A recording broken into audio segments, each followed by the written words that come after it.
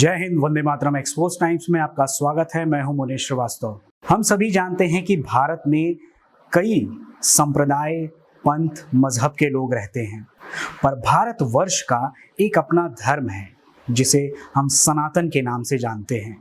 वही सनातन संस्कृति जो हजारों साल से चली आ रही है, जो वसुधैव कुटुंबकम की बात करती है, जो सर्वे भवन्तु सुखिनः की बात करती है।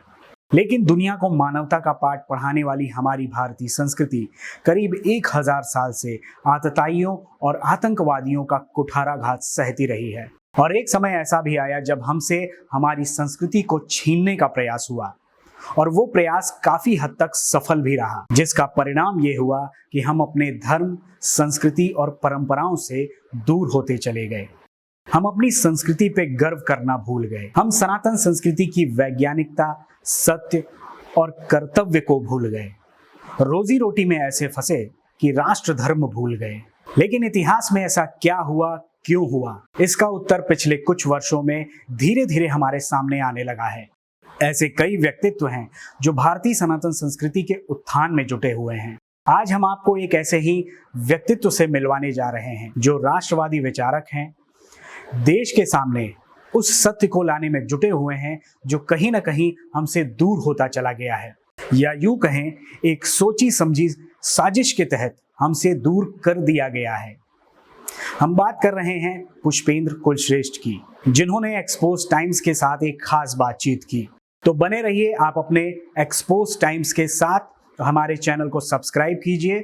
अगर आपको हमारा ये प्रयास पसंद आए तो ज़्यादा से ज़्यादा लोगों तक पहुंचाइए। तो आइए मिलते हैं पुष्पेंद्र जी से। सर, आपका बहुत बहुत स्वागत है एक्सपोज टाइम्स में। आप सर राष्ट्रवाद और सनातन धर्म को लेके उसकी जागृति के लिए प्रयासरत हैं, लंबे समय से प्रयासरत हैं।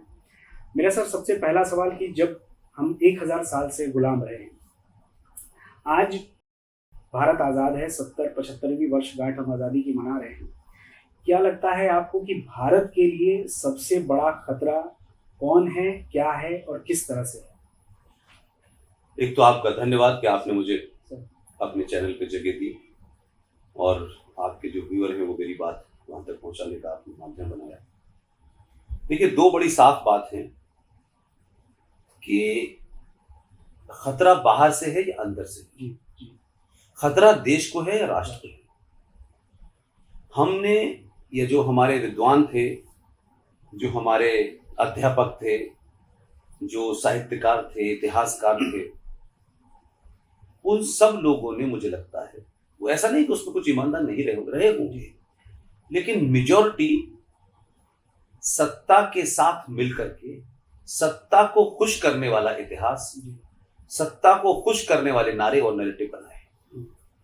ये दुनिया में पहला ऐसा अभागा देश है कि इस देश को हजारों साल की सभ्यता का, जिस सभ्यता का, जिस राष्ट्र का पूरी दुनिया में 30 से 33% वर्ल्ड इकोनॉमी में कंट्रीब्यूशन हो, जिसे आप कभी सोने की चिड़िया कहते हो, जिसके आदर्श पूरी दुनिया के अंदर सर्वमान्य हो, जो पूरे तौर से पूरी दुनिया में शुद्ध साइंस पे रखा हो, वो हमारे राजनीतिज्ञों ने, बुद्धिजीवियों ने, उसमें सारे वर्ग आते हैं जो अपने आप को ये कहते हैं कि वो समाज में महत्वपूर्ण वर्ग है। उन सब लोगों ने अपने निजी स्वार्थों, कायरता के चलते सत्ताओं के साथ ऐसे जुड़े कि आने वाली नस्लें, कैसे उनको भ्रमित किया जाए, कैसे वो सत्ता की गुलाम बनी रहे। दुनिया के किसी राष्ट्र में ये जघन्य अपराध नहीं हुआ कि उन्होंने अपने ही बच्चों को, अपनी ही नस्लों को वो बातें बताई जो सत्य नहीं है, सत्य नहीं थी। उससे सरकारें मजबूत हुई, संगठन मजबूत हुए, लेकिन राष्ट्र हर दिन कमजोर होता चला गया। लिहाजा आज जो चुनौतियां हैं, देश के सामने चुनौतियां अलग हैं और राष्ट्र के सामने चुनौतियां अलग। हम जब देश और राष्ट्र को एक ही बात समझने लगते हैं तो कंफ्यूज हो जाते हैं। राष्ट्र का एक छोटा सा हिस्सा देश होता है, और देश को चलाने के लिए एक संविधान है, एक प्रधानमंत्री है, कैबिनेट है, न्यायपालिका है, आपकी पुलिस है, आपकी फौज है। वो देश जो एक जमीन का टुकड़ा है, एक भूभाग है, उसको देश कहते हैं। उस भूभाग की सुरक्षा के लिए सेना है, उसको चलाने के लिए पुलिस है, उसमें सरकार है, उसमें नियम है, उसमें न्यायपालिका है, तमाम सारे अंग हैं। हर अंग किसी न किसी किताब से बंधा हुआ है। पुलिस आईपी से बंधी हुई है, न्यायपालिका संविधान से बंधी हुई है, आपका संसद से आपके मेंबर, तो सब बंधे हुए हैं और सबसे ऊपर एक संविधान। अब संविधान में अच्छी है बुरा है, ये कमी है वो कमी है, वो एक अलग बहस हो सकती है, लेकिन आज की स्थिति में, लेकिन जब आप राष्ट्र की बात करते हैं तो राष्ट्र जो है उसे सरकार नहीं चलाती। राष्ट्र चलता है एक आम आदमी की भावनाओं से, आस्थाओं से, परंपराओं से, सरोकारों से, उससे चलता है। देश का आपके जीवन में बहुत कम प्रयोग होता है, दिन भर राष्ट्र का प्रयोग होता है। आप अपनी मां के पैर छुएंगे या नहीं छुएंगे, आप सुबह उठ के धरती को अपने माथे से लगाएंगे, आप सुबह उठ के सूर्य को पानी चढ़ाएंगे, आप गंगा को जाके गंगा आरती करेंगे, गंगा में पानी लेके आचमन करेंगे, आप मंदिर में कब जाएंगे, मंदिर में कैसे जाएंगे, किसकी पूजा करेंगे, किसकी नहीं करेंगे, ये स्टेट यानी राज्य तय नहीं करेगा, ये समाज तय करेगा। इसलिए राष्ट्र को समाज चलाता है और देश को सरकारें चलाती हैं।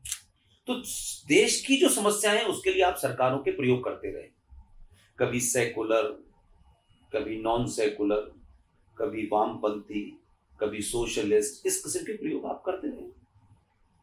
इतने 70 साल के इस दौर में हम अभी तक ये तय नहीं कर पाए कि देश की चिंताएं क्या हैं, देश की जरूरतें क्या हैं। इसलिए नहीं कर पाए कि हमने देश को अपनी सत्ता तक सीमित रखा। लिहाजा दोनों के सामने चुनौतियां हैं। देश आज हमको सुरक्षित लगता है, हमको लगता है ईस्टर्न बॉर्डर पे, वेस्टर्न बॉर्डर पे कोई दुनिया की ताकत ऐसी नहीं है जो भारतीय सेना को रौंदती हुई दिल्ली पहुंच जाए, चाहे ईस्टर्न हो या वेस्टर्न। और पिछले 4 जो युद्ध हुए हैं उसने भी ये साबित किया कि भारतीय सेनाओं ने दुश्मन को अपनी एक इंच जमीन नहीं लेने दी। ये बात अलग है कि सेना ने जो युद्ध जीता उसे हमारे नेताओं ने मेज पर बैठकर अपने स्वार्थों के कारण हरा दिया। इसलिए राष्ट्र की चिंता मेरी ये है, क्योंकि मैं सरकार की बात नहीं करता, देश की बात नहीं करता, क्योंकि वो अगर मैं चिंता भी करूंगा तो मेरी उसमें कोई भागीदारी इसलिए नहीं होगी कि वो एक सिस्टम है, उस सिस्टम में रहना है। संविधान अच्छा है बुरा है, संविधान से ही चलना है। लेकिन मेरा दुख यह है कि आपने संविधान को भी खत्म कर दिया है, तोड़ मरोड़ दिया है, संविधान का भी खिलाफ वर्जी हो रही है। इस देश में पुलिस का जो एविडेंस लॉ है वो 1861 चल रहा है, पुलिस 1860 के कानून से चल रही है। तो इसको भी थोड़ी देर के लिए छोड़ दें और हम कटलाइन 1947 ले लें। 1947 के बाद भी भारत के संविधान की चौराहे चौराहे धज्जियां उड़ाई जा रही, खुलेआम उड़ाई जा रही है। और जो समाज कायर, डरपोक और लालची होता है वो सत्ता जब कुछ भी करती है तो उससे बोलने की उसकी हिम्मत नहीं होती। वो तो हो रहा, हमें क्या लेना देना। इसलिए इस देश में जो आपके दौर की चीजें हैं, जो मेरे और आपके दौर की चीजें हैं, वो शायद आप बेहतर समझ सकते हैं। इसलिए इस देश का संकट, इस राष्ट्र का संकट ये है कि इस देश ने इस राष्ट्र के खिलाफ ऐसे कानून पास कर दिए जिसमें प्लेसेस ऑफ वर्शिप एक्ट 1991, 93 में बिना किसी को बताए, बिना किसी के बेसिस के, बिना किसी डेफिनेशन के यकायक एक ऑर्डर आ गया कि इस देश में 5 पंथ अल्पसंख्यक हैं और तत्काल उसको कानून बना करके आपने पास कर दिया। और उसके बाद नेशनल कमीशन फॉर माइनॉरिटीज बन गया और फिर उससे आगे बढ़े 93 से तो 95 आ गया। तो आपने 1921 और 22 का जो वक्फ बोर्ड कानून था उसे 1956 में नेहरू जी ने अमेंडमेंट किया और 95 में नरसिम्हा राव ने किया। और उसमें क्या अमेंडमेंट किया ये देश को नहीं बताया। और उसके बाद फिर आप आगे चले जाएं तो आपको पता चलेगा कि 2005 में बिना किसी संवैधानिक बातचीत के यकायक अगर कुछ नेताओं को अपने वोट बैंक बढ़ाने के लिए, इसलिए मैंने कहा कि वो देश का सौदा के साथ साथ उन्होंने राष्ट्र का सौदा कर दिया। कुछ लोगों को लगा कि भाई मुसलमानों की हालत बहुत दयनीय है, बहुत खराब है, उन्हें लगा कोई बेसिस नहीं बताया, कोई सर्वे नहीं बताया, कोई डॉक्यूमेंट ऐसा नहीं बताया गया देश को कि भाई देखिए इस देश के अंदर मुसलमान एजुकेशन में ये है, यहाँ ये है, यहाँ ये नहीं बताया। और यकायक एक कमीशन बना दिया जिसे सच्चर कमेटी कहते हैं। ये सच्चर साहब कौन थे ये भी जानना जरूरी है। और ये मनमोहन साहब कौन थे जिन दोनों ने मिलकर ये करा। मनमोहन साहब पंजाब प्रांत जो पाकिस्तान का है उसके चकवाल शहर से भारत आए थे।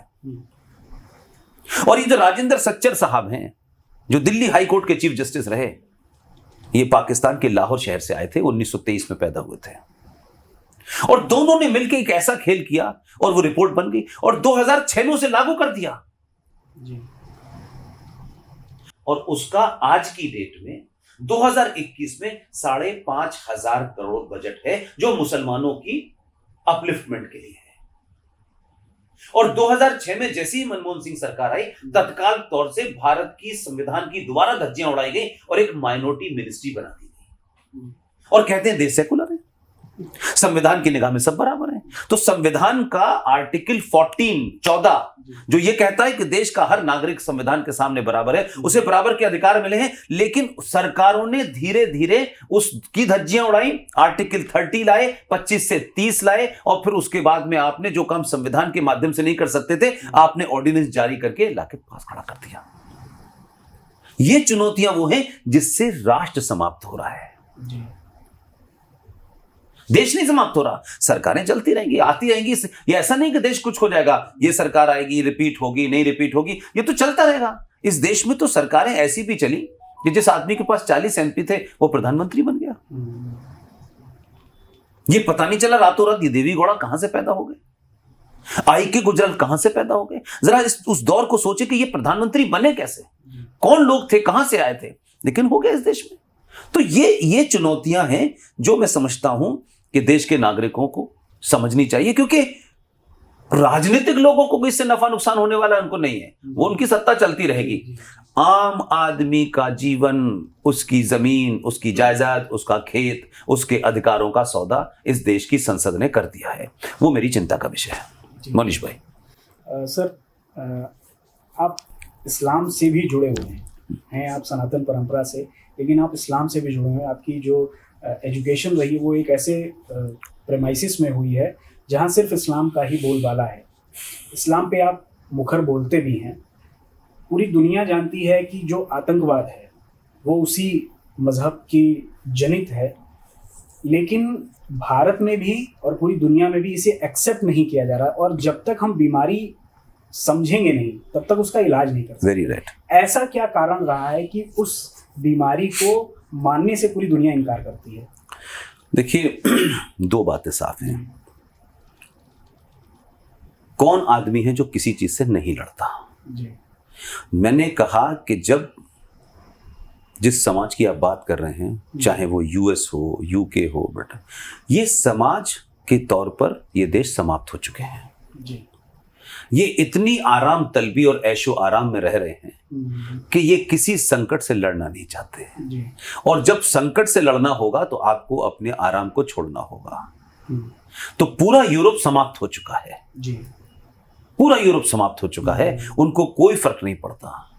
इतने लंबे समय से वो इस तरीके के जीवन जीने के आदी हो गए हैं कि वो खतरे को खतरा अगर कहेंगे तो फिर उनके लिए बहुत चीजें खत्म हो जाएंगी। तो वो कह रहे हैं कि नहीं, ये खतरा नहीं है, या नहीं आपके सामने पागल कुत्ता खड़ा हुआ है जी। और वो आपको काटने के लिए तैयार है। आप कह रहे हैं नहीं नहीं नहीं नहीं नहीं, हमारी गलती है जिसकी वजह से ये हमें काट रहा है, क्योंकि हमने इसे पागल करा है, तो हमें इसे ठीक करना है प्यार से। ये कहते हैं कि जब आप हार जाते हैं, जब आप लड़ने की क्षमता छोड़ देते हैं, जब आपकी कायरता और स्वार्थ बहुत ऊपर हो जाता है, तो फिर यही स्थिति होती है। तो पूरी दुनिया जो इस्लामिक आतंकवाद को आतंकवाद नहीं मानती, उसे इस्लाम से नहीं जोड़ना चाहती, उसे इस्लाम की वो किताब जो कुरान जो 1400 साल पहले आसमान से उतरी थी, अब आसमान से उतर रही थी तो किसने देखी हमको नहीं पता, लेकिन बताया यही जा रहा है जी। उस इस्लाम की किताब की फिलॉसफी कोई नहीं जानता, उस किताब में क्या लिखा है ये कोई नहीं जानता, लेकिन उस किताब के बारे में सच्चाई ना पता चले इसलिए किसी मुसलमान ने कह दिया no no no no no no, Islam में एक आदमी का कत्ल इंसानियत का कत्ल है। अब it's a beautiful slogan to sell something. अब वो बिक रहा है। और लोग कह रहे हैं देखिए साहब वो ये कह रहे, अरे वो ये कह रहा है वो सिचुएशन की वजह से कह रहा है। ये लोग नहीं जानते Islam is not a religion, Islam is a political ideology to capture power. और ये प्रॉफिट मोहम्मद के जमाने से हो रहा था, ये आज नहीं हो रहा है। ये जो आप देख रहे हैं पूरी दुनिया में कोई नई बात नहीं है, ये उन लोगों को नई बात लगती है जो इस्लाम के बारे में सुनी सुनाई बातें करते हैं। और जब आदमी कावड़ लालची हो जाता है ना, तो जो बदमाश होता है, जो गुंडा होता है, जो ताकतवर होता है, उससे दोस्ती करने के लिए भाईचारे की बात करता है ताकि उसकी जान बख्श दे। तो ये जो भी लोग इस देश में लगे हुए हैं, भाईचारा हजारों साल पुराना हमारा डीएनए है, ये जिसे कह सकते हैं कि एक स्वार्थी और मक्कार समाज को बचाने की कोशिश नहीं है। उस समाज से कहा जा रहा है कि तुम्हें इस तरफ देखना ही नहीं है, तुम्हें इससे लड़ना ही नहीं है, इसलिए तुम महान बने रहो और पूरा विश्व तुम्हारा कुटुंब है। हमें हर एक की चिंता करनी है। हमारी मां बहन की इज्जत लुट रही है घर के अंदर और हम विश्व की चिंता कर रहे हैं। हमारा मकान सुरक्षित नहीं है, हमारा देश सुरक्षित नहीं है, हमारी संस्कृति सुरक्षित नहीं है, हमारे मंदिर, इधर मत देखो, पूरा विश्व तुम्हारा घर है। ये इस तरीके के स्लोगन इसलिए बनाए जाते हैं कि आदमी एक इल्यूजन में रहे और यथार्थ पे कभी बात ना करे। यही चल रहा है। लिहाजा आप जो बात कह रहे हैं कि आज ये विडंबना है कि आज से 20 साल पहले जिस दल ने, जिस आतंकवादी संगठन ने, जिस इस्लामिक आतंकवादी ने अमेरिका की गगनचुंबी 2 इमारतों को ध्वस्त करके उसकी अकड़ को धूल में मिला दिया था, आप देखिए, कन्विक्शन देखिए कि जिन लोगों ने गिराया, जिन लोगों ने उन बिल्डिंगों को 3,500 लोग मरे, आज से एग्जैक्ट 20 साल बाद बहुत किया। और अभी आपके अफगानिस्तान में उसी 20 साल में 9/11 के दिन ही शपथ ली उन्हीं लोगों ने उस देश की एक सत्ता संभाली। तो चोर उठाए गिरे आतंक लीगलाइज कर दिया गया इस देश के अंदर। तो हमारे भारत में, क्योंकि हमारे भारत में हिंदू संगठन निहायत मक्कार, चापलूस, दलाल, धोखेबाज ऐसे हैं, तो वो समाज से यही कहते रहेंगे, आपको नहीं कुछ करना है, आपको उनको दिल जीतना है, आपको उनको बात समझानी है, आपको उनको अपने साथ लाना है, आपको उनकी घर वापसी करनी है। इस किस्म के स्लोगन दे करके आप देश के लोगों को उनकी जान का सौदा कर रहे हैं। आपको अपना स्वार्थ हो सकता है, मुझे उसमें कोई इंटरेस्ट नहीं है। लिहाजा मेरी जो कंसर्न है वो सिर्फ इतनी है कि देश के सामने जो ऐसी, राष्ट्र के सामने जो चुनौतियां हैं, वो बिल्कुल ऐसा लगता है जैसे दरवाजे पे खड़ी हुई हैं। और इस देश में बड़े बड़े बुद्धिजीवी उन्हें देखना नहीं चाहते, क्योंकि वो बुद्धिजीवी अपनी बुद्धि के नाम पे कभी सोशलिज्म पे खाए, कभी वामपंथ के नाम पे खाए। आज राष्ट्रवादी सरकार है तो वो राष्ट्रवादी हो गए। ऐसे लोग हमेशा अपनी बुद्धि से खाते हैं, इसलिए उनके लिए किसी इज्म की कोई मतलब नहीं होता। वो अपना रंग बदल लेते हैं, चले जाते हैं। तो व्यवस्था में आज भी वही लोग बैठे हैं। तो सत्ता बदली है, व्यवस्था तो नहीं बदली है। तो अभी भी बहुत सारी चीजें ऐसी चल रही हैं। अब अगर थोड़ा बहुत बदलाव हो रहा है तो लोगों को तकलीफ हो रही है, उनको लगता है भाई ये तो साहब हमारी चीज थी, हमारा इस पे अधिकार था, ये कैसे आ गए। तो इस वक्त झगड़ा इस बात का है। लेकिन आम नागरिक जो है इन चुनौतियों को समझ रहा है, आम नागरिक इन चीजों से परेशान है। इसीलिए बहुत सारे लोग परेशान हैं। वो ये नहीं चाहते कि आप जागरूक हों, वो ये नहीं चाहते कि आपको सच्चाई पता चले, क्योंकि सच्चाई पता चल जाएगी तो आप उनके बंधुआ मजदूर नहीं रहेंगे। आपने ये सारी चीज़ें जो रखी, ये एक तरफ इशारा करती है कि एक खतरा हमारे सामने खड़ा है। एक ऐसा भी इसके पहले, मतलब इसको इम्प्लीमेंट करने के लिए कुछ धोखे हुए हैं भारत को लेके। आप एक कोई ऐसा मतलब इसे हम कहें कि भारत के साथ आज़ादी के बाद सबसे बड़ा धोखा आप किसे देखते हैं, किसे मानते हैं? देखिए मैं एक चीज़ जोड़ना चाहूँगा, जैसे जो कानून हैं जो अंग्रेज़ों के समय चले आ रहे हैं वो अभी भी चल रहे हैं। धर्म को लेके जो चीज़ें हुई उसको भी आप देख रहे हैं। और एक वैश्विक स्तर पे जो भारत के खिलाफ एक एजेंडा चलता है उसको भी आप देख रहे हैं। इन तीनों चीज़ों में से सबसे बड़ा धोखा आप कहाँ मानते हैं? शिक्षा के स्तर पे, किस स्तर पे? देखिए शिक्षा इसलिए कल्प्रिट है कि वो हर बच्चे को पढ़नी है जी। और जो किताबें देश में हैं वो हम सभी पढ़ेंगे, कोई हम किताबें तो नहीं बना नहीं देंगे। तो जो नरेटिव गढ़े गए शुरू से लेके अब तक, उसकी जड़ में अगर जाएं तो आपको पता चलेगा कि जिस समय में डॉक्टर राजेंद्र प्रसाद जैसा ज्ञानी आदमी, राधा कृष्णन जैसा महान आदमी, जिनका आप 5 सितंबर को टीचर्स डे मनाते हैं, इसीलिए मनाते हैं ना कि बहुत ज्ञानी आदमी थे। जब ऐसे दो लोग कम से कम मौजूद थे तो भारत के गुलाम भारत के पावर ऑफ ट्रांसफर के पहले ही एक साहब प्रधानमंत्री बन गए। और क्योंकि वो लो आईक्यू के थे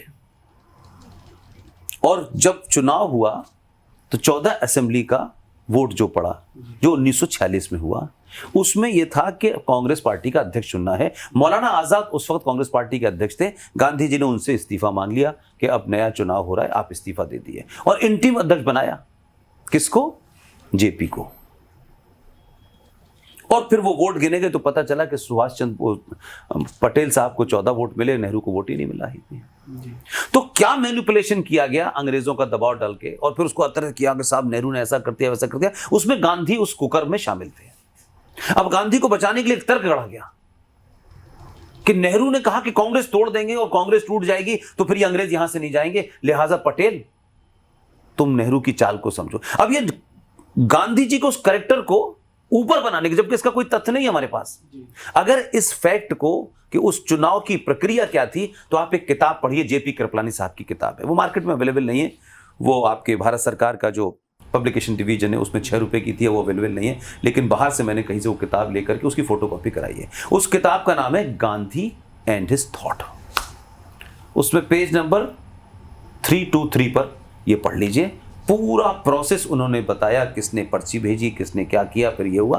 तो मैं ये कह रहा हूं कि जो आजाद तथाकथित हुआ भी, पहला तो मेरा यही सवाल है, 15 अगस्त 1947 की डेट भारत के किस आर्काइव में रखी हुई है कि इस दिन भारत आजाद हुआ था? ये कहां है? मुझे पता ही नहीं चल पा रही। मैं ढूंढ रहा हूं आज तक, इसको नहीं पता चल पा रही।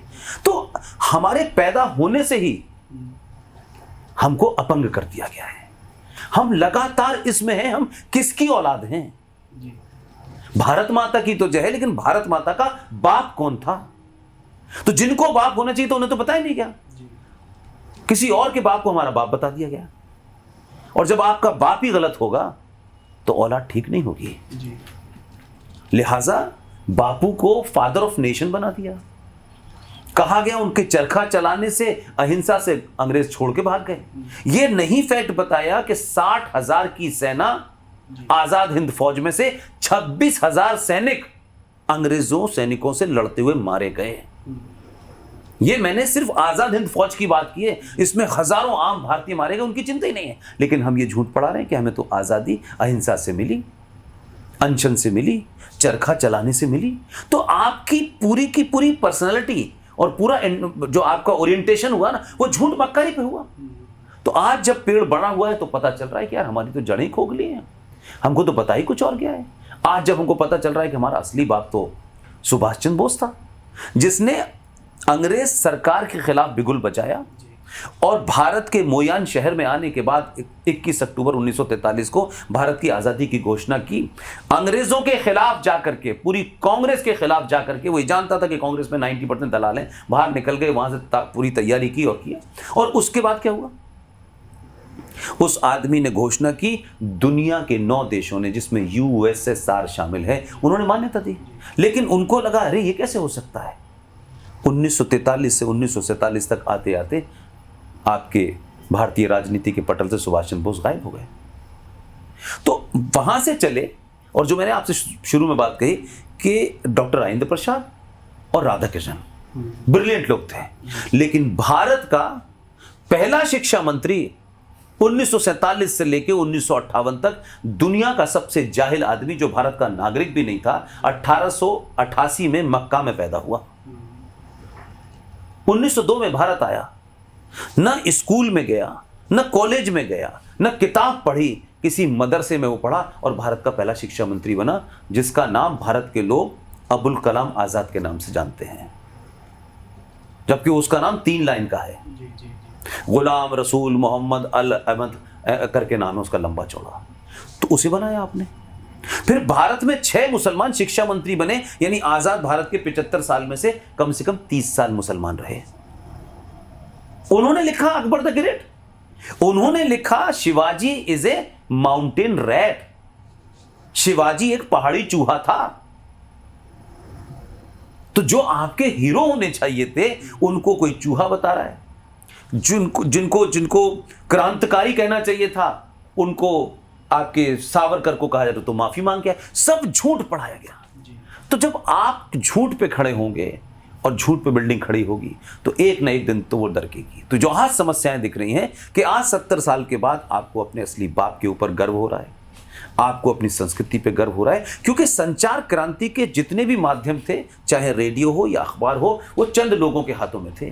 जो अखबार उस जमाने, आज बड़ा अखबार है हिंदुस्तान टाइम्स का, उसके मालिक तो बिके हुए थे कांग्रेस के साथ। उनके मालिक तो चाहे वो बिरला साहब हो, चाहे उनकी बेटी हो, ये सब तो लगातार राज्यसभा में एमपी बनते ही रहे कांग्रेस के कोटे से, तो एक तरीके से खरीद रखा था। तो उनको उन्हीं का ढोल बजाना था, तो हमारी आपकी बात हो नहीं छपती, सुभाष की बात हो नहीं छपती, तो उस ग्रुप के लोगों के अलावा सब लोगों की बात छपी, वही अखबार था। तो उन्होंने मीडिया भी खरीद रखा था, रेडियो आया तो उनके पास था, टेलीविजन तो 1982 में आया। तो आम आदमी अपनी बात, जो आपके पास कोई ज्ञान है, आपके पास कोई रिसर्च है, आप कहां कहेंगे? तो उस वक्त जब इंदिरा गांधी को संकट पड़ा 1969 में, तो इंदिरा गांधी को जरूरत पड़ी कम्युनिस्टों की, तो कम्युनिस्टों ने एक ही शर्त रखी, उन्होंने कहा हम आपको सपोर्ट करेंगे पूरे देश में, हमें इस देश के इंस्टीट्यूशंस पे जगह दे दीजिए, और आपकी जेएनयू, दिल्ली यूनिवर्सिटी, देश में जितनी यूनिवर्सिटी हैं उन वामपंथियों को वो इंदिरा गांधी ने बदले में दे दिया। और वामपंथियों ने अब जिस तरीके का इतिहास पढ़ाया है, तो आज वही बच्चे निकल करके भारत तेरे टुकड़े होंगे इसको फख्र से कहते हैं, सनातन झूठ है, मक्कार है, पाखंड है, ये वो कहते हैं, Islam is a religion of peace, वो ये कहते हैं। तो इस तरीके का एक वो हो गया, और पूरा देश जो है एक सत्ता का सुख भोगी हो गया, और सत्ता से प्राप्त करने वाली नौकरी भी सत्ता का चाटुकार हो गया। इसलिए सच बोलने से हर आदमी डरा। तो हजारों करोड़ों लाखों लोग इस देश में झूठे मक्कार बनाए गए, और उनका यही काम है कि ढोल बजाना है। अब 2014 में हल्का सा कुछ बदला है, और बदला है तो एक लंबे समय से जो उनकी बड़ी बड़ी बिल्डिंगें थी वो थोड़ा सा हिल रही हैं, उन्हें प्रॉब्लम हो रही है। तो वो हर बात में इस देश को कहते हैं नहीं, देश जो है वो हिंदू फोबिया है, वो इस्लामिक फोबिया हो गया है, हिंदू कट्टरपंथियों के हाथ में आ गया है, देश टूट जाएगा। ये वही लोग हैं कि जब 1947 में न आरएसएस के लोग कहीं वहाँ सत्ता में थे, न बीजेपी, तब भी तो इस देश में 11 से 21 लाख लोग मारे गए। उसका कौन जिम्मेदार है? इस देश में कुछ बात कहने में लोग बड़े फक्र करते हैं। देखिए साहब, गांधी जी की हत्या नाथूराम गॉडसे ने की, एग्री? नाथूराम गॉडसे ने गांधी की हत्या की, उसने क्राइम किया। क्या नाथूराम गॉडसे इससे पहले क्रिमिनल था? क्या नाथूराम गॉडसे इससे पहले किसी किस्म का आतंकवादी था? क्या नाथूराम गॉडसे ने गांधी की हत्या धर्म और मजहब के नाम पे की थी? क्या उनकी जाति के नाम पे की थी? किन कारण से की थी वो भी ठीक है, लेकिन उसने हत्या की। हत्या किसी भी सभ्य समाज के अंदर एक क्राइम है। उसने क्राइम किया, उसको सजा मिल गई, उसकी सजा और उसके क्राइम। लेकिन सवाल यह है कि अगर उसने क्राइम किया था तो जब कोर्ट के अंदर जो उसके बयान थे वो लोगों को आने देते थे, आने वाली पीढ़ियां पढ़ती। लेकिन आप ये जानते थे कि सच्चाई सा, तो आपने उसके बयान पे भी रोक लगा दी। और यहां आज हालत यह है कि देश के आतंकवादी याकूब मेनन की आखिरी से 5-5 बार उसकी पिटीशन सुनी जा रही है, 5-5 बार उसको उसके बारे में बताया जा रहा है कि उसने अपने फेवर में यार आर्गुमेंट दिया, वो आर्गुमेंट दिया। तो नाथूराम गॉडसे को फांसी हुई, वो उसके क्राइम की उसे सजा मिली, उस पर विवाद नहीं है। विवाद यह है कि उसने अपना पॉइंट क्या रखा था, उसका बयान क्या था, उसको छुपाया क्यों गया। तो हमारी आज की जो पूरी स्थिति लगती है उसमें शिक्षा, क्योंकि वही हम सब पढ़ के बड़े हुए हैं ना, तो वो हुए। फिर उसके बाद में इस देश में एंटरटेनमेंट आया। एंटरटेनमेंट के अंदर भी ऐसी ताकतें जिन्होंने भारत विभाजन में पाकिस्तान बनने का वोट दिया, वो भारत से गई नहीं। तो 1960 में भारत में मुगल आजम फिल्म क्यों बनी? मुगलों आजम बना करके किसको ग्लोरीफाई किया जा रहा था? जिन्होंने 30,000 मंदिर तोड़े, जिन्होंने आपके काशी का मंदिर तोड़ा, जिन्होंने अयोध्या का तोड़ा, जिन्होंने मथुरा में तोड़ा, और अनगिनत दुनिया के बेहतरीन आर्किटेक्चर को ध्वस्त कर दिया। लेकिन उन्हीं आक्रांताओं का महिमा मंडित हुआ, अकबर द ग्रेट हुआ, महाराणा प्रताप नहीं हुआ। तो ये किसी भी, जैसे आप अपने बच्चे को कोई गलत बात बता दें तो वो गलत ही रहेगा ना, और जब उसको समझ में आएगा तब तक समय निकल जाएगा। तो ये इस देश के साथ हुआ। तो ये कई सारे कारण हैं, उसमें से शिक्षा एक बड़ी चीज है। मैं मानता हूं कि 700-800 साल के बाद थोड़ा सा कुछ लगता है, हम कौन हैं, आप कौन हैं, आप अपनी बात कह पा रहे हैं, स्वतंत्र रूप से कह पा रहे हैं, आपकी अच्छी बात होगी, लोग करोड़ों लोग आपको देखेंगे। आपकी बात में इनकरेक्ट बात आप कहेंगे, इमोशनल बात आप करेंगे, इलॉजिकल बात आप करेंगे, विदाउट फैक्ट्स आप करेंगे, लोग आपको रिजेक्ट कर देंगे। तो आज संचार क्रांति एक गरीब आदमी के हाथ में आ गई है। इससे आपको किसी ने पढ़ने से नहीं रोका है। कौन सी किताब आपने पढ़ी, आप तथ्यों के साथ बताएं, पेज नंबर फला पे ये किताब लिखी है, इसमें ये लिखा है, इसने ये लिखा है, इसने, लोग कहेंगे अरे तो ये हमें बताया नहीं क्या? यही हम बता रहे हैं। यही कारण है कि आज इस देश के अंदर यकाएक लोगों के साथ इंटॉलरेंस बढ़ गई है। हिंदू सहनशील खत्म हो गई है, हिंदू ये हो गया, वो ये क्रिएट किए जा रहे हैं क्योंकि उनकी पिछले कई सालों की जो सत्ता थी उस पर थोड़ा सा हल्का सा डेंट लगा है। That is what I would say. Sir, आपने मीडिया की बात की, पत्रकारिता की बात की, और आप पत्रकारिता में काफ़ी लंबा आपका समय गुजरा है। आपका अनुभव और आज की पत्रकारिता, इसको आप कैसे देखते हैं? जो कुछ मीडिया की तरफ से नैरेटिव ऐसे गढ़े जाते थे, आज गोदी मीडिया का आरोप लगता है कि एक विंग पे चल रही है, किसी एक ही ढर्रे पे चल रही है, न्यूट्रल नहीं है। इसको आप सर कैसे देखते हैं? आज क्या मीडिया सही रास्ते पे है या दोनों तरफ से चाल चली जा रही है? जैसे राजनीति में हो रहा है ना, जैसे मैंने आपको बताया, प्रोफेसर्स हैं, रीडर्स हैं, बुद्धिजीवी हैं जो इस्टेब्लिश थे, यानी इस देश का इससे बड़ा क्या मजाक हो सकता है जो हमने दुनिया में कहीं नहीं सुना। लेकिन हम इतने बेशर्म हो चुके हैं, इतने बेगैरत हो चुके हैं कि हमारे अंदर बोलने की क्षमता नहीं है।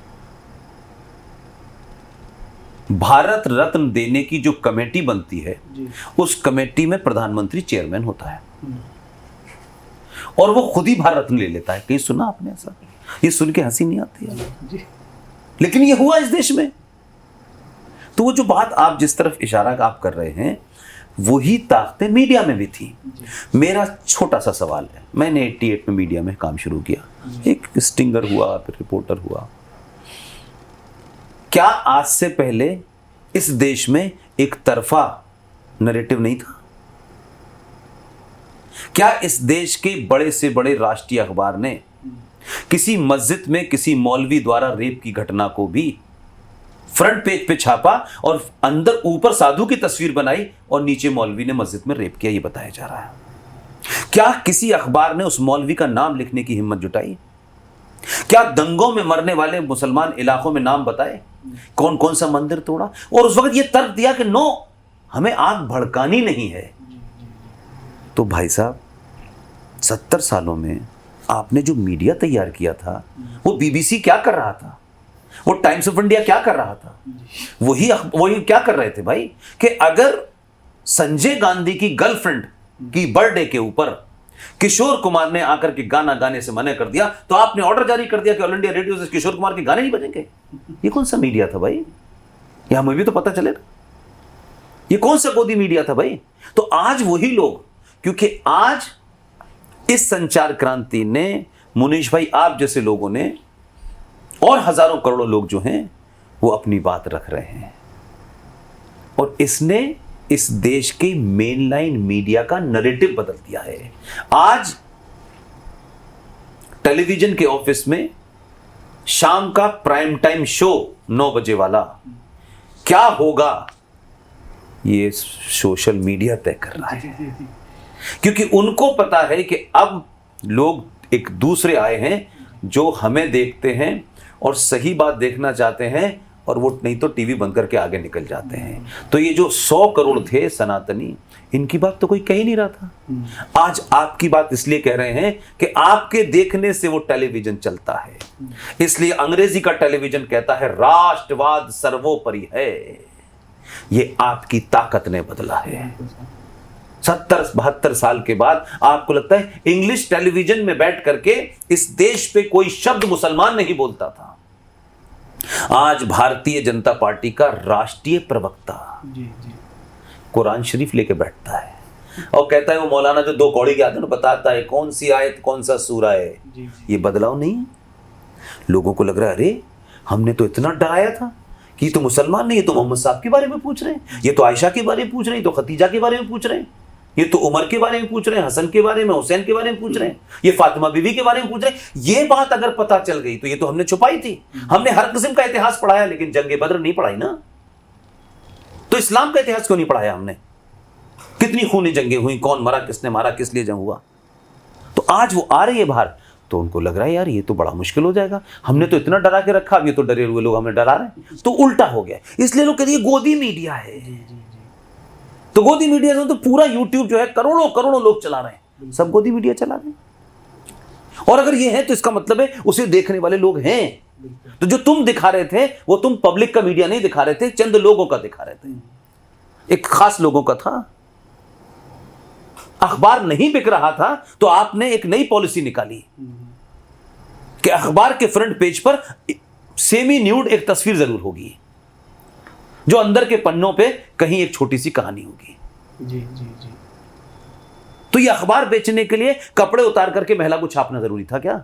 अगर आपके तथ्यों में इतनी मजबूती थी तो फिर आप छापते, लोग खरीदते, पढ़ते। तो आज यही तो हो रहा है ना। लेकिन आज पलट गया। इसलिए अंग्रेजी मीडिया की भाषा बदल गई, हिंदी मीडिया की भाषा बदल गई, और यह समझ में आ गया आम जन को कि हम देखते हैं इसलिए इनकी दुकान चलती है। इसलिए हमने अगर बंद कर दिया तो फिर टीआरपी कहीं और चली जाएगी और मालिक निकाल देगा। इसलिए मालिक जो बिजनेस चला रहे थे उन्होंने कहा भाई साहब शाम को गल्ले में कितने पैसे आए, ज्ञान मत भगारो एडिटर साहब, ये बताओ कि पैसे आए कि नहीं आए। तो वो ये नहीं बताएंगे कि कौन सा दुनिया में ऐसा आदमी है जो पत्रकारिता करे और भारत सरकार का पुरस्कार ले। ये कितनों ने पद्मश्री लिया, ये तो सरकार का पुरस्कार है ना। तो सरकार आपके काम को कब से आंकने लगी? तो सरकार अपने काम को आंकेगी तो होगा ना ये आदमी ने हमारे लिए क्या किया। तो कितनों को पद्मश्री मिला है, जरा गिन के बता दीजिए। और वो आज क्या कर रहे हैं?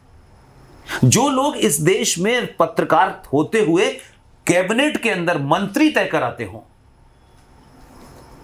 चीफ सेक्रेटरी तय कराते हो, गवर्नर तय कराते हो, और चैनल में काम करने के बाद प्राइम मिनिस्टर के एडवाइजर भी बन जाते हो, भाई साहब ऐसी पत्रकारिता तो बड़ी मजे की है।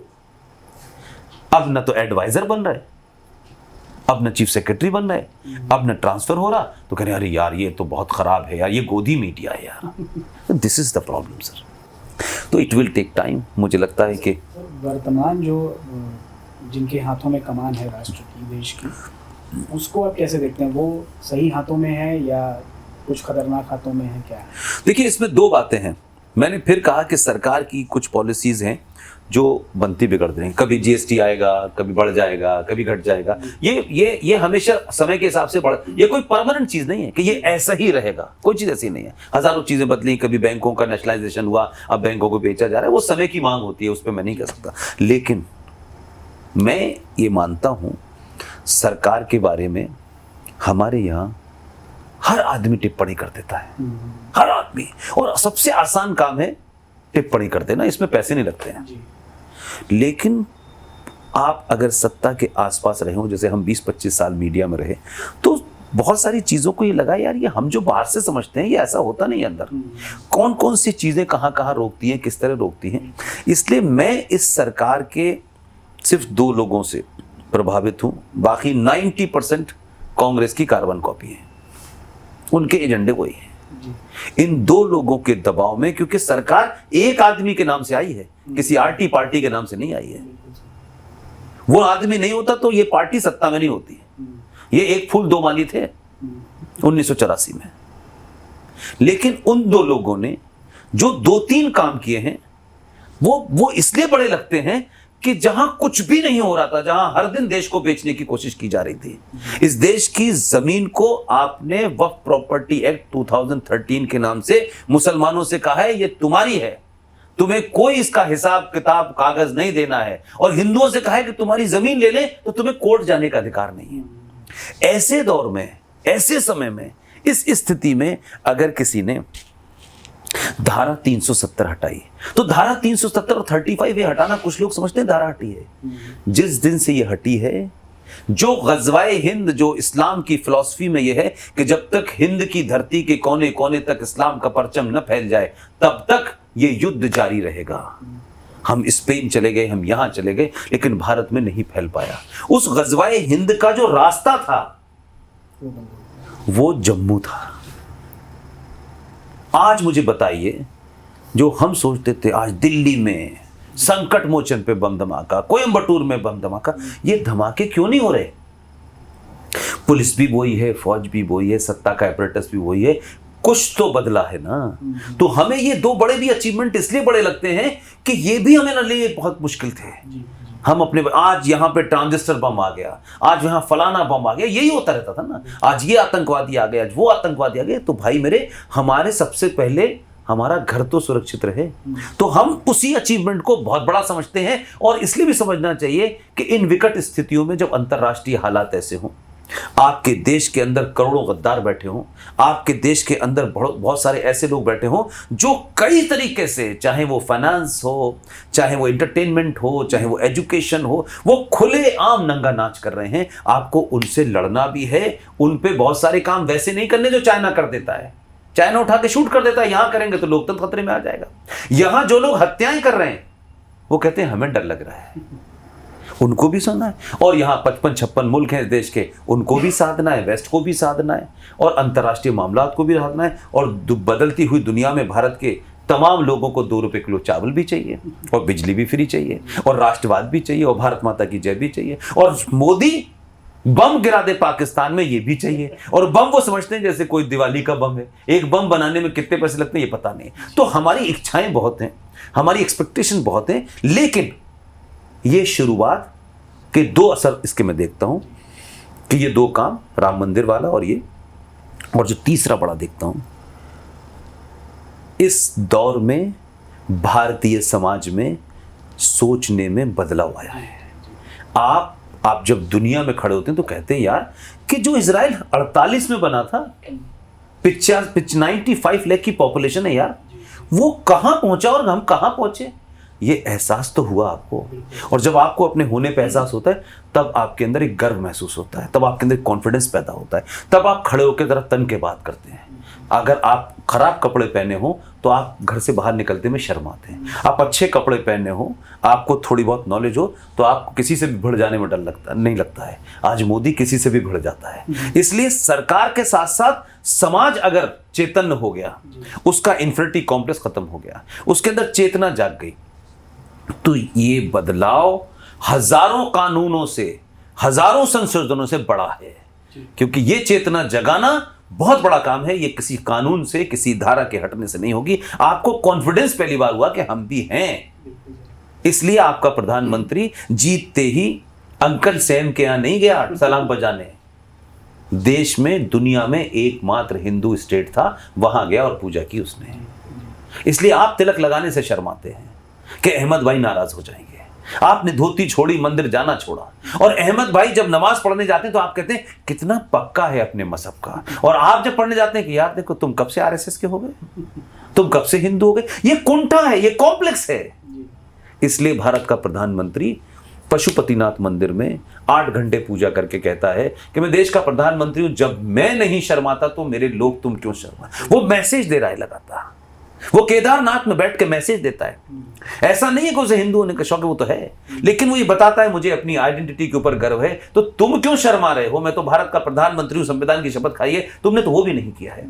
इसलिए मैं ये मानता हूं 2 दिल्ली में, 1 उत्तर प्रदेश में, सनातन का राज्य कैसे होना चाहिए, आताताइयों से कैसे निपटना चाहिए, राष्ट्र को बचाने के लिए क्या करना चाहिए, उसके लिए सत्ता के सामने जो कुर्सी पे अपनी जूते की नोक पे रखते हैं वही ये काम कर सकते हैं। जो दिन भर कुर्सी को बचाने में दलाल लगे रहते हैं वो सिर्फ अपने अलावा किसी का काम नहीं करते हैं। सर एक सवाल मेरा, 2 सवाल और है।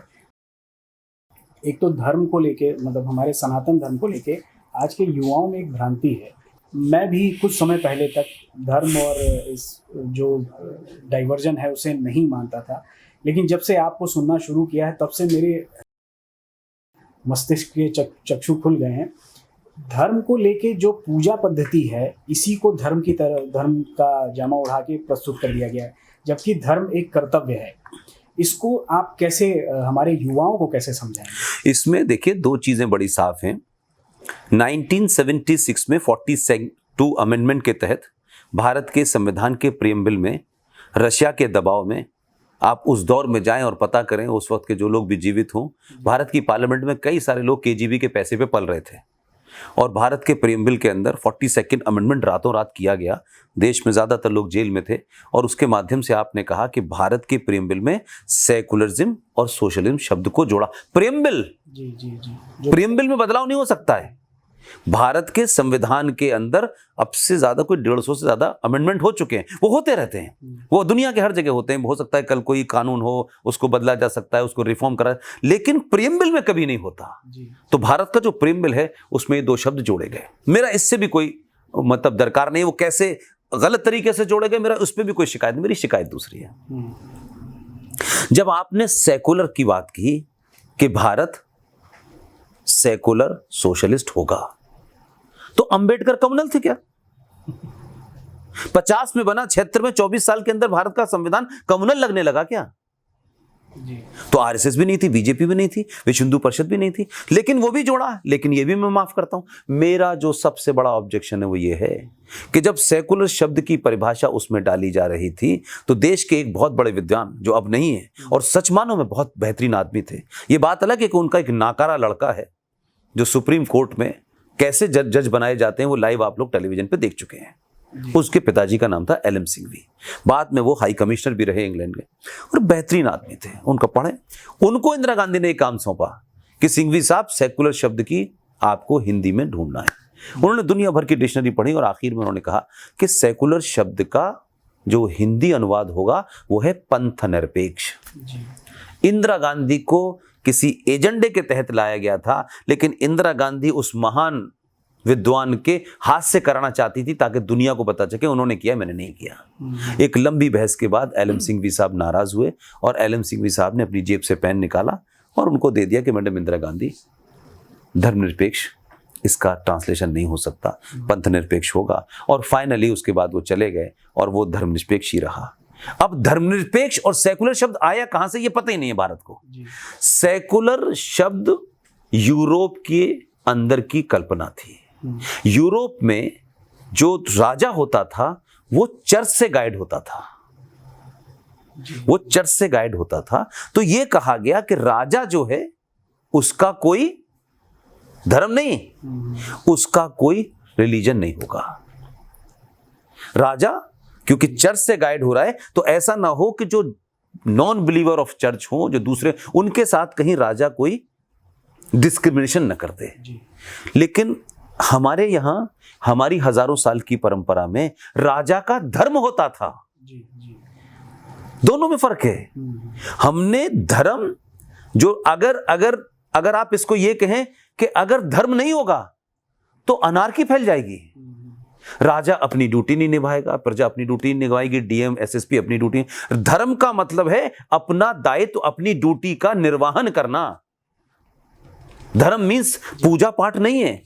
इसलिए एलएम सिंघवी साहब नाराज थे, लेकिन एक एजेंडे के तहत डाला गया और तमाम पूरा सनातनी हिंदू समाज ये समझा कि रिलीजन का ट्रांसलेशन धर्म है, इसलिए उसने धर्म के समकक्ष रिलीजन को खड़ा कर लिया और लोग कंफ्यूज रहे। इसलिए आज लोगों को पता चल रहा है धर्म तो कुछ और चीज है, रिलीजन कुछ और चीज है। तो रिलीजन की किताब होती है, रिलीजन का पैगंबर होता है। धर्म की ना कोई किताब होती है ना कोई पैगंबर होता है। धर्म जो भारत के संविधान में लिखा है उसको जब तक उसमें कोई अमेंडमेंट ना हो जाए, मैं किसी चार्ज से मेरा ऑब्जेक्शन हो या कोई चीज मुझे ना भी अच्छी लगे, जब तक है तब तक उस संविधान का अक्षर से पालन करना ही भारत की सरकार का धर्म है।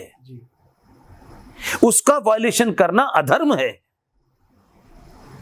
तो हमने संविधान को धज्जियां उड़ा दी और फिर हिंदुओं को कहा कि धर्म धर्म धर्म धर्म और धर्मनिरपेक्ष। तो आज की युवा पीढ़ी धर्मनिरपेक्ष का मतलब समझती है कि आपको अपने पूजा पद्धति का पालन नहीं करना है, वही सेकुलरिज्म है। आप हिंदू हैं, ये एंटी सेकुलर है। तो ये कंफ्यूजन हुआ। तो हमारा जो बेसिक प्रॉब्लम है वो यही है कि आज लोगों को धर्मनिरपेक्षता की भी डेफिनेशन पता चल गई। आज संविधान के अंदर की क्या कमियां थी, किस तरीके से किया, ये भी पता चल गई। ये भी पता चल गई कि किस तरीके से सत्ताओं ने अपने स्वार्थ के लिए, अपने वोट बैंक के लिए भारत के संविधान में जिन चीजों पे साफ साफ लिखा है कि भारत में कोई भी रिजर्वेशन मजहब के नाम पे नहीं दिया जाएगा, लेकिन भारत के अंदर अगर आप रिजर्वेशन मजहब के नाम नहीं दे सकते थे तो सत्ताओं ने रास्ता निकाला और कहा अच्छा ठीक है, तो उन्होंने 1993 में नेशनल माइनॉरिटी कमीशन बना के करोड़ों रुपए का आपने, रिजर्वेशन का तो मतलब यही हुआ ना, आपने पैसे से मदद कर दी। फिर आपका दिल नहीं भरा तो आपने कहा कि ये लीजिए, ये आपका सच्चर कमीशन आ गया, फिर ये लीजिए कि माइनॉरिटी मिनिस्ट्री आ गई। तो खुद आपने जिस तथाकथित सेकुलर को लाए थे, आपने तो खुद ही धज्जियां उड़ा दी।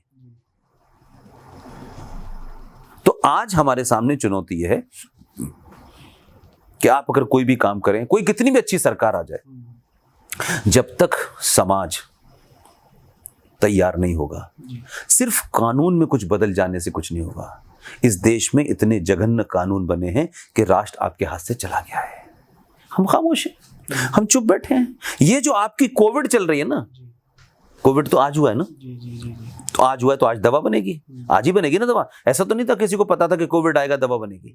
तो कोविड आया तो दवा आज बन रही है, कोविड आया तो इससे लड़ने के आज तरीके ढूंढे जा रहे हैं। लेकिन आपको पता है, कोविड से लड़ने यानी ऐसी तमाम बीमारियों को, पेंडेमिक से लड़ने के लिए जो कानून बना था 1897 में, 1897 के कानून के हिसाब से हम 2021 के कोविड से लड़ रहे हैं। है नहीं कंट्राडिक्शन? अगर डॉक्टर नया है, नई दवा है, तो कानून भी तो आज के हिसाब से बनना चाहिए ना, कि क्या मजबूरियां हैं, क्या लिमिटेशन है, क्या करें क्या नहीं। वो 1897 में तो कोई अलग परिस्थिति रही होगी, तब उस वक्त कोई अलग पेंडेमिक आई होगी, लेकिन हमारे यहां वही चल रहा है। या नहीं, आप ये कह रहे हैं कि जब लोग एक्सप्रेस वे के ऊपर 200 की स्पीड से कार चला रहे हैं, आप तांगे पे चल रहे हैं। या तो तांगा टूटेगा या मरेगा, या तांगा रुक गया तो एक्सप्रेस वे पे आगे नहीं जाएगा।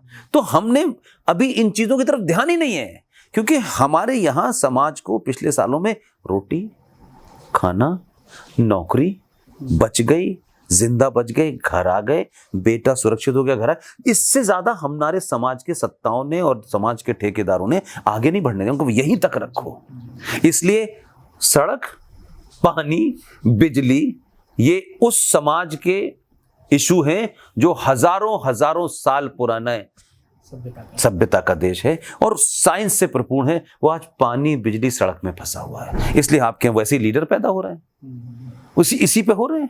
अब जैसे जैसे चीजें समाप्त होती जा रही हैं, नए नए आयाम हो रहे हैं कि भाई कहां से पैसा खर्च करें, कहां से लाएं पैसा। इसलिए आज सड़कें बन रही हैं, सड़कें बनाने में पैसा रह गया, क्योंकि और तो कुछ बनाने के लायक बचा नहीं। तो इट विल टेक टाइम। आपका बैकग्राउंड, आपका जो जीवन परिचय रहा है, उसके बारे में थोड़ा बताइए, क्योंकि मेरे YouTube पे जो आपका पहला इंटरव्यू है पुराना, उस पर सवाल ये आया था कि कोई पुष्पेंद्र जी का परिचय जिसमें वो दें, वो ऐसा कोई वीडियो करिए। मेरा परिवार अलीगढ़ मुस्लिम विश्वविद्यालय, जो उत्तर प्रदेश के अलीगढ़ शहर में है, हम सब लोग वहाँ रहे। हमारे पिताजी वहाँ के स्टेट ऑफिस में थे, हम सब लोग वहीं पैदा हुए। और अलीगढ़ मुस्लिम विश्वविद्यालय के एफिलेटेड 3 स्कूल हैं, जिसमें Lord Minto circle, city high school और अब्दुल्ला गर्ल्स कॉलेज एक लड़कियों का था। ये तीनों एफिलेटेड थे AMU से। हम मिंटो सर्किल में पढ़े, उसका बाद में नाम एक सैयदाना करके एक बोहरा कम्युनिटी है इस देश में, उसके एक बहुत बड़े रिलीजियस लीडर ने शायद बहुत बड़ा डोनेशन दिया था, और उसके बाद उस स्कूल का नाम हो गया Saifuddin Tahir high school, Minto circle bracket में। और उस ज़माने, आज लोअर KG और अपर KG जिसे जानते हैं, उस ज़माने हमसे कोई पूछता था किस क्लास में, तो हम कहते कच्ची पहली में हैं, और उससे ऊपर चले जाते तो कहते पक्की पहली में हैं। तो हम वहाँ से शुरू किया, और 5th क्लास तक हमारे साथ जो दीनियात नाम का एक सब्जेक्ट होता है, जिसे थेलोजी आप कहते हैं, क्योंकि हम अकेले थे, और तो उसमें थेलोजी में आपको कुरान, रोज़ा, नमाज, ये सब क्या होती है, तो जैसे सब पढ़ते थे वैसे हम भी पढ़ते थे। तो हमको ये शायद बोध भी नहीं था कि ये कुछ हम कोई अलग चीज़, जैसे हम फिजिक्स पढ़ रहे हैं वैसे ही पढ़ते थे उसको भी। तो कभी हमें अपने होने का ये नहीं हुआ कि हम कुछ अलग हैं, बस वैसे ही सब पुष्पिंदर खां कह रहे हैं तो हम भी पुष्पिंदर खां कह रहे हैं। तो वो ज़िंदगी बिल्कुल अलग थी हमारी। फिर हम वहाँ से कॉलेज आए, और उस ज़माने 10th के बाद इमीडिएटली यूनिवर्सिटी में आ गए। उसे PUC का कहा करते थे, प्री यूनिवर्सिटी। फिर मैंने साइंस साइड से PUC किया, लेकिन मुझे समझ में आ गया साइंस वाइंस मेरी समझ में आएगी नहीं। फिर मैंने ग्रेजुएशन पॉलिटिकल साइंस से किया और फिर अलीगढ़ मुस्लिम विश्वविद्यालय से मैंने पीजी डिप्लोमा जर्नलिज्म किया। और उस दरमियान में वहाँ मैंने बहुत खेला और रोलर स्केटिंग में मैंने 8 बार नेशनल्स खेले और इंडिया को भी मैंने रिप्रेजेंट किया और वो सब रहा और खूब ऊधम हुआ, सब हुआ। लेकिन 79 की एक घटना ने मेरे मन में एक ऐसी लकीर खींची और वो लकीर मेरे शायद मन में इतने लंबे समय तक खिंची रही। 79 में मुझे याद है कि अलीगढ़ मुस्लिम विश्वविद्यालय के बहुत सारे छात्र, एक लोकल ट्रेन चलती है जिसे एजीएन कहते हैं, उस ट्रेन में सब लोग भर करके दिल्ली गए थे और अलीगढ़ मुस्लिम विश्वविद्यालय का माइनॉरिटी करेक्टर पास कराने गए थे और इसके लिए शायद दिल्ली के नेताओं से मिलना चाहते थे। हम, मेरा ख्याल है 79 में I was in 9th class और ये सब हुआ और वो फिर वहाँ ट्रेन में, आप जानते हैं कि वो लोकल पैसेंजर ट्रेन थी। गाज़ियाबाद के पास एक जगह है दादरी, जो एक गुजर मार्शल रेस है, उन लोगों का वो इलाका है। उस ट्रेन में शायद कोई गुजर महिला बैठी हुई थी, उसके साथ कोई छिड़खानी हुई। उस महिला ने थोड़ा शोर वोर मचा दिया। उस शोर मचाने के बाद वो पूरी ट्रेन वहाँ रोक ली गई और कुछ मारपीट हुई। उस मारपीट का, हम 9th क्लास में हैं, ये ध्यान रखिए, उस मारपीट के बारे में यूनिवर्सिटी में इस तरीके की खबरें पहुंची कि इस ट्रेन में सारे मुसलमान बैठे हुए थे, आरएसएस के लोग वहाँ पहले से पहुँच गए थे और 50 मुसलमानों की हत्या कर दी गई। 50 मुसलमानों की हत्या कर दी जाए तो एकदम सेंसेशन हो जाएगा। तो हम सब लोग परेशान हो गए, यार क्या हो गया। धीरे धीरे धीरे धीरे धीरे धीरे हमने देखा वो आग की तरह फैली और फिर अलीगढ़ मुस्लिम यूनिवर्सिटी के आसपास एक शमशाद मार्केट है, एक ज़करिया मार्केट है, जो बिल्कुल बॉर्डर पे लगते हैं जैसे, उन सब दुकानों को हिंदुओं की जला दिया गया। और अलीगढ़ विश्वविद्यालय के अंदर कोई हिंदू प्रोफेसर था तो उसकी पत्नी की साड़ी खींच ली। हमारे घर में 40-50 लोग घुस के आए हमारे घर में। हमारे पिताजी उस वक्त आए, उनकी आँख का वो होना था ऑपरेशन, तो वो वहाँ शहर के एक हॉस्पिटल में एडमिट थे। हमारे घर में घुसे, लूटपाट की उन्होंने और हाथों में मशाल लेके आए हुए थे। तो हम सब लोग जिनके साथ उठते थे बैठते थे वही सब लोग घुस के आए और वो घटना हो गई। और फिर उसके बाद में हमारे पड़ोस में लोग थे, वो भी मतलब बड़े, हम चाहते थे कि इस तरह इनके घर में घुस के जान बचाएं, लेकिन वो भी बड़े हेजिटेंट हो गए। तो हमने देखा यार, जो लोग इतने सालों से हमने जब कभी किसी को ये समझा ही नहीं ये है, हाँ ये ज़हीर साहब हैं, ये तमीज़ुद्दीन साहब हैं, ये अलमदार, हम अब सडनली लगा कि हम कुछ और हो गए हैं, कुछ हमको नहीं, कुछ आइडेंटिटी कुछ और हो गई है। तो लूटपाट जो कर सकते थे उस ज़माने, कोई हम लोग को भी, कोई एक नौकरी क्लास के लोग थे, कोई घड़ी ले गया, कोई कुछ ले गया। फिर वो बात ख़त्म हो गई और वो स्कार हमारे दिमाग में बना रहा।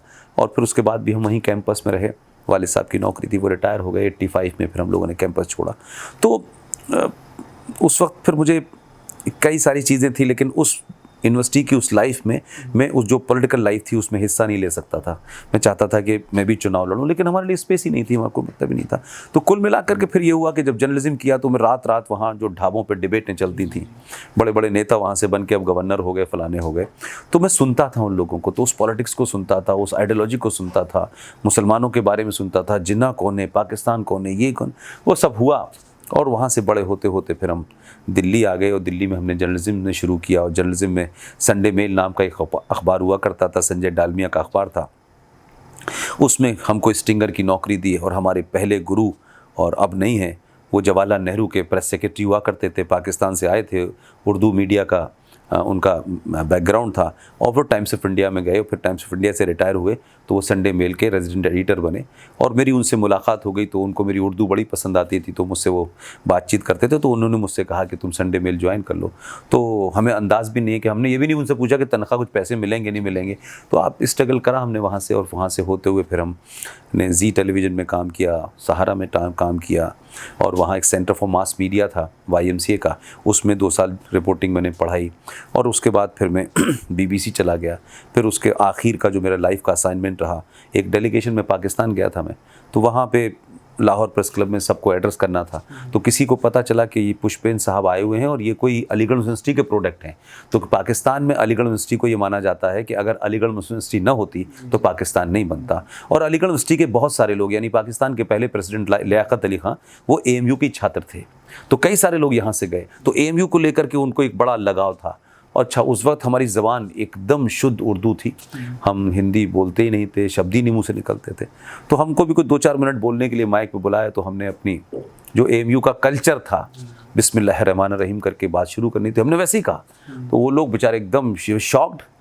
तो जब वो सब ख़त्म हो गया तो एक बड़े लंबे से कोई साहब थे, बाद में पता चला, तो उन्होंने कहा कि हम पाकिस्तान के पहले वो मीडिया घराने हैं जहां बिजनेस का न्यूज़पेपर पहला हमने निकाला और उसका नाम है बिजनेस रिकॉर्डर। और अभी जो जनरेशन है इसने एक टेलीविज़न शुरू किया है, आज TV न्यूज़, पहला पाकिस्तान का चैनल था। बोले हम चाहते हैं आप हमारे लिए काम करें। तो मैं तो डर गया, मैंने कहा पाकिस्तान के लिए काम करें कैसे हो सकता है, लेकिन मुझे ज़्यादा नॉलेज नहीं थी। फिर मैं यहाँ आया हिंदुस्तान, मैंने कहा मैं भारत में जाता हूँ, पता करता हूँ लोगों से। तो फिर मैंने यहाँ के कुछ सीनियर से पूछा तो उन्होंने मुझे कुछ बातें समझाई, ये है। तो मैंने उनको मैसेज कर दिया कि मैं तैयार हूँ, आप मुझे बता दीजिए। तो मैं 12 साल पाकिस्तान के उस चैनल का साथ जुड़ा और पाकिस्तान बहुत घूमा, अच्छा बुरा जैसा भी था, वहाँ के समाज को समझा। और मुझे शायद समझने में ज़्यादा प्रॉब्लम इसलिए नहीं हुई कि पाकिस्तान के फॉर्मेशन का आइडिया AMU में ही बना था, इसलिए जो अलीगढ़ यूनिवर्सिटी में मैंने हरकतें देखी मुझे लगा ये सेम हरकतें यहाँ हो रही हैं, कोई नई बात नहीं है मेरे लिए। तो it was too easy for me, but I enjoy that. और पूरी एक पत्रकार की हैसियत में जो एक कह सकते हैं कि पत्रकारिता का जो उसमें धर्म था वो पूरा निभाया मैंने।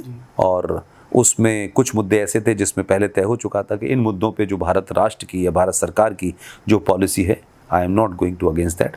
तो अच्छे मेरे संबंध रहे वहाँ और बहुत लोगों से मिला, पेशावर भी गया, हिंगला माता भी गया, पाकिस्तान ऑक्युपाइड कश्मीर भी गया, वहाँ पे शारदा माता भी गया। तो वो तमाम सारी जगह घूमा, देखा, सिर्फ इसलिए कि क्या है जो यहाँ हम देखते थे। तो एक लंबा सफ़र के बाद ज़िंदगी में 2 ऐसे लोग आए जो कल बनारस में आपके साथ थे, GD बख्शी, RSN सिंह। इन लोगों ने मुझे बहका दिया और कहा कि भाई तुम्हारा अब ये काम ख़त्म हो गया है, अब तुम्हें कुछ नया करना है। तो मैं बोला आप बताएं। तो बोले आप नौकरी छोड़ दीजिए और ये जो पाखंड हमारे देश में इस्लाम के नाम पे हो रहा है, आतंक के नाम पे हो रहा है, इसके बारे में आप बोलिए क्योंकि आपकी ज़बान है। मेरा भी दिमाग ख़राब हो गया था, मैंने रिज़ाइन कर दिया और उसके बाद में फिर करते करते मैं यहाँ तक पहुँचा। मेरी ज़िंदगी का सिर्फ यही सच है। और मेरी वालदा यानी मेरी माँ अभी जीवित हैं, मेरे पिताजी नहीं हैं। और मेरी बहनें हैं जो आधे से ज़्यादा प्रोफेसर होकर रिटायर हो गई हैं। और मेरे भाई थे तो उसमें से 2 भाई नहीं हैं इस वक्त, 3 भाई नहीं हैं मेरा छोटा भाई है, वो अपने रहता है अलीगढ़ में। और इससे ज़्यादा मैं टेलीविज़न पे बहुत सारी बातें नहीं कर सकता हूँ। सो और कोई बात हो तो पूछिए। सर बहुत बहुत धन्यवाद और आपने अपना एक बहुमूल्य समय हमें दिया, इसके लिए आपका तहे दिल से शुक्रिया। और हम आशा करते हैं और उम्मीद करते हैं, ये पूरी उम्मीद करते हैं कि इसी जोश और खरोश के साथ आप पूरे देश को जागृत करते रहें। नहीं बिल्कुल होगा मुनीश भाई, आप अच्छा काम कर रहे हैं, आप ये करते रहें। और मैं किसी एजेंडे के लिए ये नहीं कर रहा हूँ, मैं अपने आने वाली जनरेशन से गाली नहीं खाना चाहता। वो ये ना कहे कि हमारे इनको पता था लेकिन उन्हें सच बात नहीं पता, इसलिए मैं ये कर रहा हूँ। Thank you very much Manish भाई, बहुत बहुत शुक्रिया आपका। तो हमने बात की श्री पुष्पेंद्र कुलश्रेष्ठ जी से, जो भी बातें हमने की वो आपने ज़्यादातर बातें अक्सर अब सुनी ही होंगी। तो हमें लगता है इससे ज़्यादा कुछ कहने की ज़रूरत अब बची नहीं है। तो मिलते हैं अगले एपिसोड में एक अगली शख्सियत के साथ, तब तक के लिए धन्यवाद, नमस्कार, जय हिंद।